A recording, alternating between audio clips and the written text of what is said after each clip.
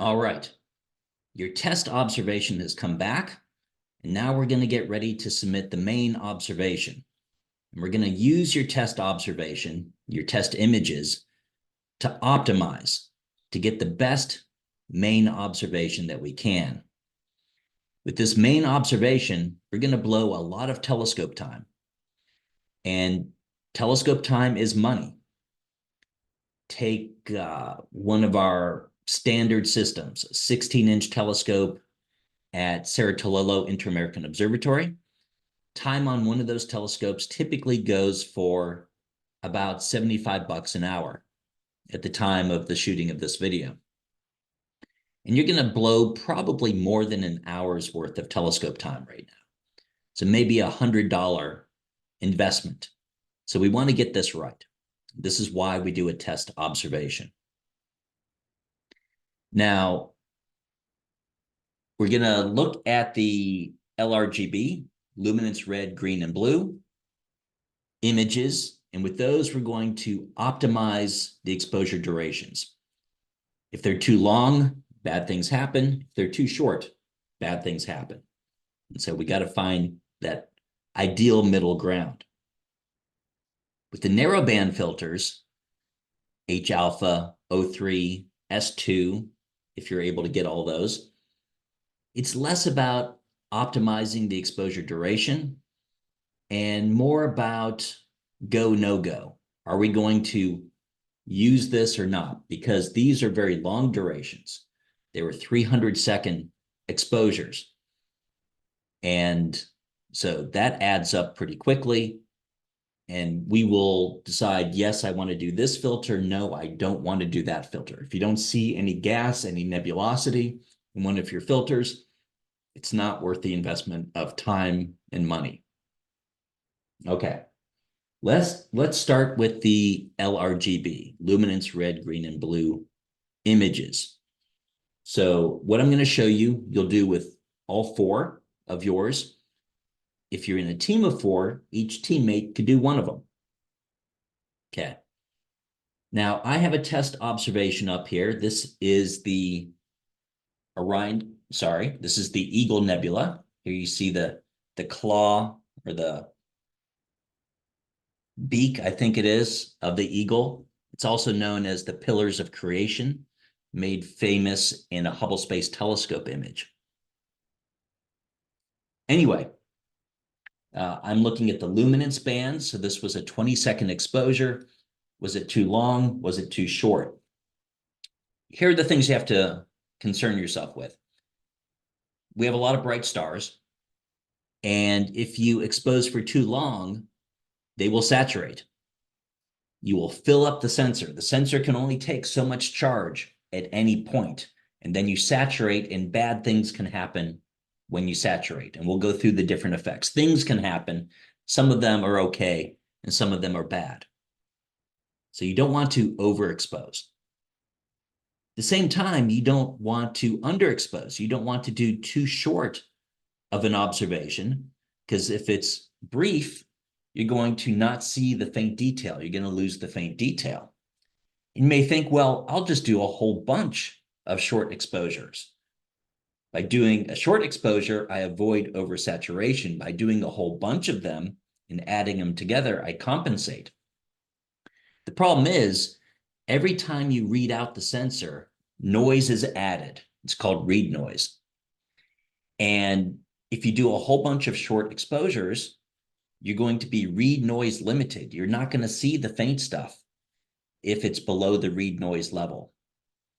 So to avoid that, you want to do as few exposures as possible, exposures with as long of a duration as possible, so you don't become read noise limited and lose the faint stuff to the read noise. But at the same time, if you go too long, you saturate the brightest stars. We need to find that happy place in the middle. Okay. So grab one of your images, and we're going to start by finding the brightest star. And that can be hard to do. There's a lot of bright spots here. So go to Display Settings and hit the Bright Target preset. And that will get rid of all the faint stuff. All that's left are the brightest pixels in your image. Now you can look around. And this one, this right here is the brightest star.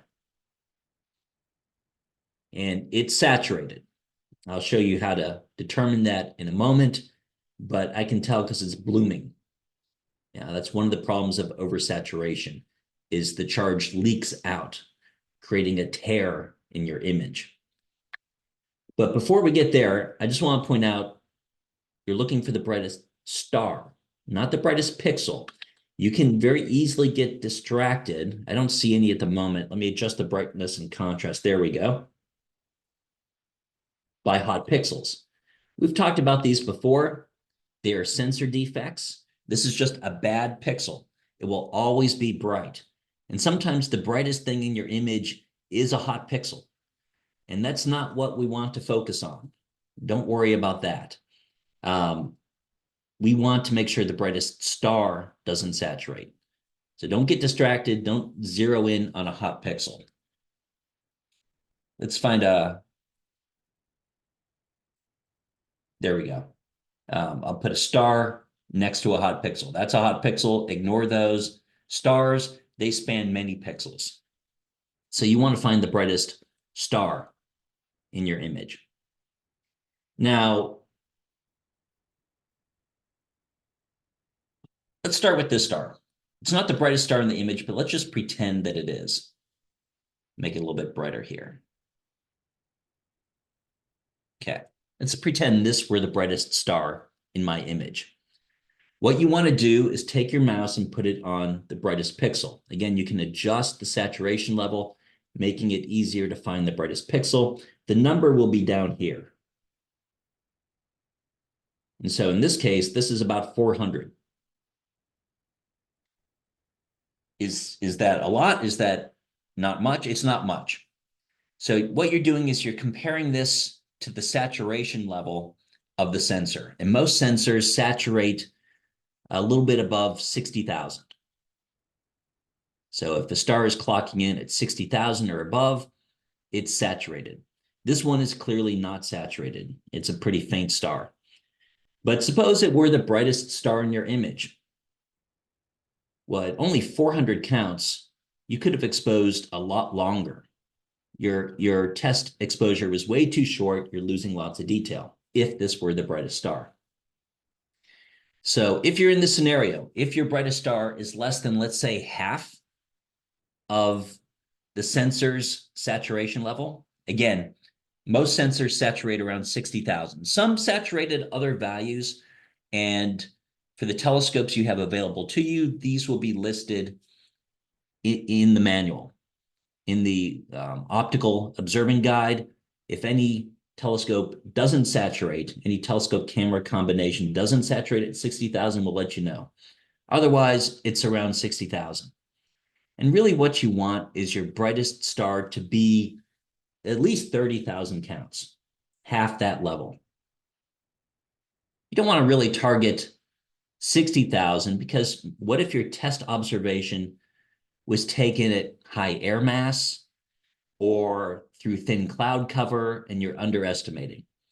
So what we're going to do is rescale the exposure time such that the star, your brightest star, we're pretending this is the brightest star, will instead come in at around 30,000 counts. Now, in the optical observing guide, there's an equation for how to do this. You take the test exposure duration, multiply by half the sensor's saturation value. So if your sensor saturates at 60,000, half of that is 30,000, and divide by the brightest pixel value. That gives you your new exposure duration. So in this case, the test observation, this is luminance. So our test observation had a 20-second exposure. Going to multiply by 30,000 and divide by that brightest pixel value. In that case, it says I should have exposed 1,500 seconds instead of 20 seconds. Now, again, that wasn't the brightest star in the exposure. It'd be rare to get a rescaling this extreme. In fact, Skynet won't let you expose more than typically 300 seconds. When we submit the new observation, you could put this exposure duration in, but it won't let you proceed. The mounts can only reliably track the sky for about 300 seconds. So we cut you off there. So suppose you do a rescaling in one of your bands, it comes in at 400 seconds. Skynet may make you just do a 300-second exposure. Okay. So if your brightest star is less than half the sensor's saturation value, you rescale using this equation. Make note of that. You'll have a new exposure duration, and we'll use that shortly. Now, let's consider the case of your star being above half the saturation value, or close to it, or at the saturation value. Let's go back to Afterglow. Here is my brightest star. And I'll go back to bright target. And so the brightest pixels in here are well above 60,000. Again, the number is down here. Well above 60,000, definitely saturated. And when a star is saturated, it's not the end of the world. Ideally, all your stars would be below saturation. But it's only the end of the world if it's blooming. This one is blooming. Basically, we keep dumping charge on that part of the sensor. Eventually, it has more charge than it can hold, and the charge leaks out along the direction of charge transfer. These are charge transfer cameras. So when we read out the collected charge, we read it out from a row, and then all the rows shift their charge up one. Reads out, they shift their charge up one. Reads out, and so forth, until the whole camera has been read out. It's not a perfect process. There's noise associated with it. That's the read noise. Okay. So this one is saturated, and it's grossly oversaturated because it has so much charge there, it can't hold it, and it's leaking out, and it leaks out in the direction of the charge readout, both up and down. I'll show you another one with an extreme case. This is the Orion Nebula. And if you zoom in here to the middle, I hit the bright target. There are 4 really bright stars in the middle called the trapezium, famous stars. And here you have extreme cases of blooming. Okay, come back to that in a second. Let's go back to this image here. There's another effect that's not a problem. The blooming is a problem. We'll talk about that. So I adjusted the saturation level so we can see this other effect. These are called diffraction spikes. And you'll see them around your saturated stars. If your star is only mildly saturated, no blooming, you're still measuring around 60,000 counts, but you're not seeing blooming. But what you might be seeing around it are these diffraction spikes. That's not blooming, and they're okay. They're caused by the light coming down through the telescope structure. So here's a typical telescope, one of the prompt telescopes, one of the original ones.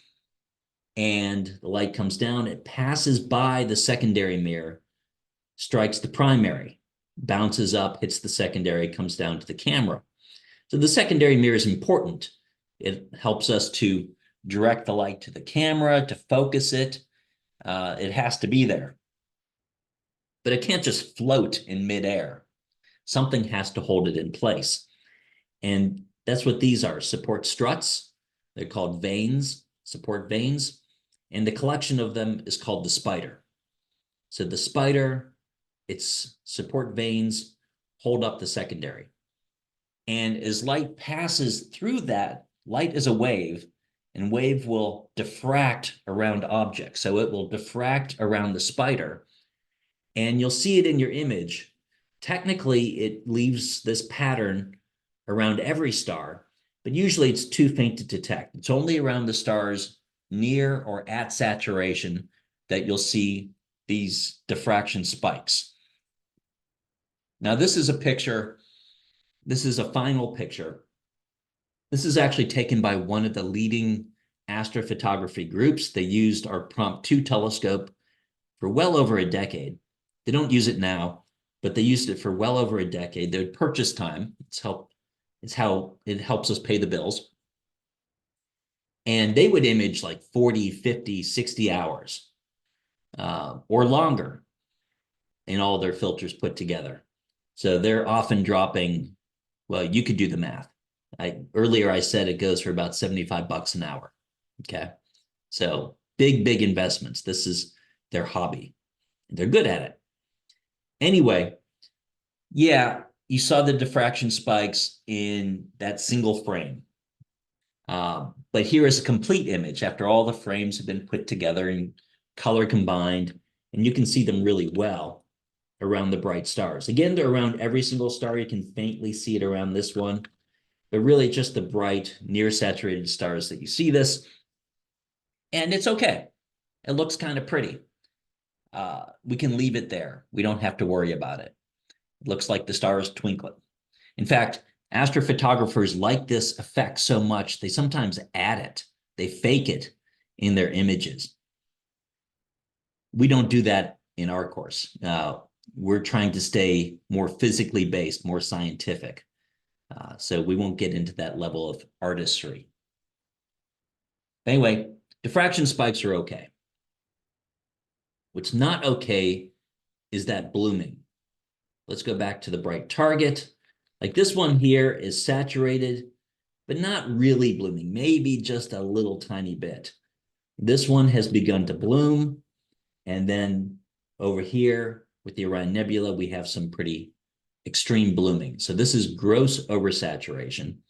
And unlike the diffraction spikes do not saturate the chip, but the blooming is saturated all throughout here. It's 60,000 counts or above. And it will look like a tear in your image. It'll be unsightly.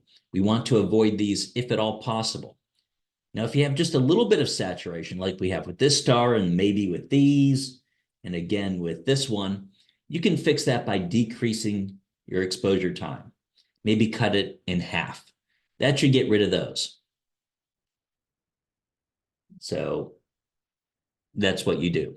Now, if you have an extreme case, like this one right here, cutting the exposure time in half is not going to get rid of that. It'll shrink it a little bit, but it won't get rid of it.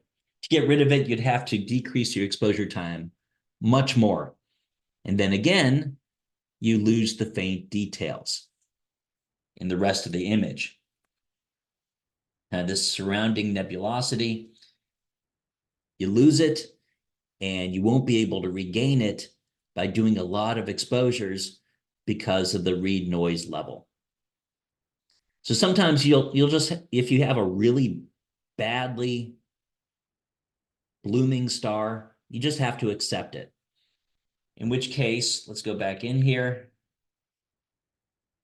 Maybe you accept this one and then focus on trying to get rid of the blooms. Go to your next brightest star and use that to determine your exposure time. And you'll just have to accept that one of your stars will be bloomed in the image, because you don't want to lose all that nebulosity. That's why we're imaging these regions. Okay. That's the LRGB part of this. Go through your L, your R, your G, and your B, adjust the exposure durations. If it's too faint, make it longer. If it's so bright that you're saturating and blooming, make it shorter. Okay, the narrow bands. So in your narrow band images, you're probably not saturating. Let's go to my narrow band image here. Bright target. Here's that bright star, not saturating. This one's pretty close to 30,000. That's kind of ideal. The narrow bands don't let through a lot of light, just a very narrow wavelength band of light. So most likely you're not dealing with saturation here. What you're trying to decide is to use it or not. And this is sometimes best viewed on Skynet. Back up here. So here's an observation of the Horsehead Nebula, a test observation, one in each filter, L, R, G, and B. And when I went through these, I learned I need to cut the exposure times by about a factor of 2. I have mildly saturated stars that I want to get rid of. And then here are my narrow bands, H alpha and O3. This particular telescope didn't have an S2. And just look at the thumbnails. Do you see nebulosity? Here in H alpha, yes, I do. The narrow bands, we're using them to see gas, not the stars. The stars, we have all the information we need from the LRGB frames. The stars will also appear in the narrow bands, but that's not why we're using them. We're using them to bring out the gas. So here, hydrogen gas definitely showing. Oxygen, oxygen 3, nothing. We have, again, some stars, but we're not seeing any of that nebular gas. So I'm, in my main observation, I'm not going to use oxygen 3. Because again, it's 300 seconds. It's very expensive. And particularly if I do a sequence of these, you know, I could blow $100 just on oxygen and it's of no use to me. Okay. So I've made my decisions and I am going to submit my observation. So my main observation. So the best way to do this is just start with your test observation and hit resubmit. Okay. That way you don't have to type everything in again. You can if you want. Like if a different member of your team wants to, that's fine. Now, there are a couple things we have to adjust. The first thing is on the target page. So go back to the target page. Maybe you're going to remove the word test because it's no longer a test. And the thing we want to change is the moon settings. This is one of our big astrophotography projects, and the moon is our enemy. The moon is a problem. You should be doing this observation during dark time when the moon is less of an issue. But just to be sure, we're going to change max moon phase to 30 and min moon separation to 60. This means we'll observe, of course, whenever the moon is down, but if it's up, we're not going to observe unless its phase is less than 30%, unless it's a crescent, unless we're getting pretty close to new moon anyway. Also, we're insisting that the moon be at least 60 degrees away from our target. Okay, that's important. The moon will brighten your images, particularly your blue images. So it can ruin your B band. It can sometimes ruin your green. It can ruin your luminance because that goes all the way from red to blue. Narrow band, you can observe in different conditions. So you may be doing a follow-up observation later on. Suppose you get all of your LRGB, but you want more narrow band. Perhaps the dark time has ended and we're back into the bright cycle where the moon is bright. Then you can, again, do a resubmission. And if you're only observing a narrow band, you can observe right up to a moon phase of 90. So within a few days of full moon. Once you get too close to full moon, even your narrow band exposures will be messed up. Again, you want to stay about 60 degrees away. But here we have LRGB in there, so we're going to do 30 and 60. That's important. And be sure to hit the save button. You can navigate with the breadcrumbs, but if you make a change and then navigate away, it's not saved. You have to save it. Okay. Now we're going to return to the exposures page. So in my personal observation, I decided to get rid of the oxygen. Okay. And again, you want your narrow bands to be first, then your colors, and then your luminance. So you don't ghost on top of the next one. And when I did my tests for this one, I concluded I needed to cut the exposure times of each in half. But you will do your own. Maybe you'll be increasing the exposure time. Depends on what you found. Now, another thing here, let's double the luminance. Luminance filters, luminance exposures are so inexpensive. They're so short, they're really cheap. So let's get twice as many of them. So when we get one of each of these, we're going to get two of the luminance. Luminance, as we'll learn, plays a special role. The signal to noise of our image is determined a lot by the luminance filter. We'll learn more about that later. So overall, this is about 7 minutes of observing, but what we're going to do is we're going to repeat this. Now, I could do the repeats here. I could do like 5, 5, 5, 5, and 10. But that would be putting all your eggs in one basket. Once the observability conditions are correct, it would just shoot all your exposures at once. And what if someone observed something bright right before your job was dispatched? Maybe the moon or bright planets or bright stars. They leave ghosts, residual images, and it would mess up all of your exposures. Or what if the weather was non-ideal? We had some cloud cover. Most of our sites have cloud sensors, so if it's completely overcast, we don't observe. But what if it's thin clouds? You would still observe, and you can mess up all your observations. So what we do is we observe in batches. We'll run through the filter set once with a double luminance, and then come down here, repeat this observation. We have to decide how many times. Let's try 5 with at least 30 minutes. Be sure to change that from days to minutes. Otherwise, it'll do one filter set and wait 30 days. You don't want that. We're going to repeat this 5 times with 30 minutes between filter sets. Why 30 minutes? That's how long it takes for ghosts to fade away. They take 20 to 30 minutes. So yeah, maybe someone observes something bright and messes up one set, but your other sets are okay. Or maybe a cloud passed in front of one set, but your other sets are okay. Another advantage of this observing approach is everyone will get some data. Now, suppose it does your first set, it pauses, and it will go do somebody else's job, and it pauses in somebody else's job. If you just do it all together, some people will get all their data, and some people might get no data.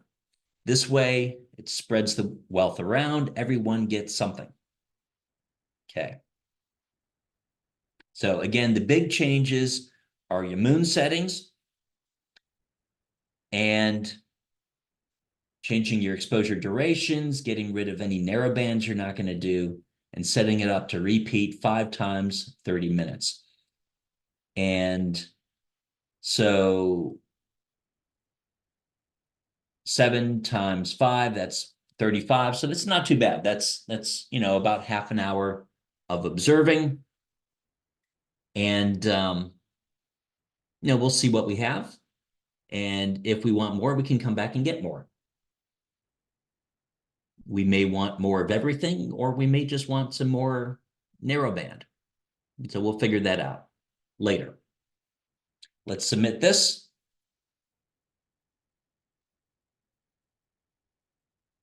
Submit it right here. And then it's an active observation.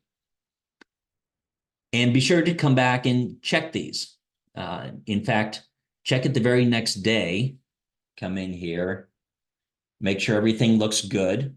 Maybe download them to Afterglow. Check your brightest star. Check the blooming. If there are any problems, you want to catch it early on. And then you can always cancel here.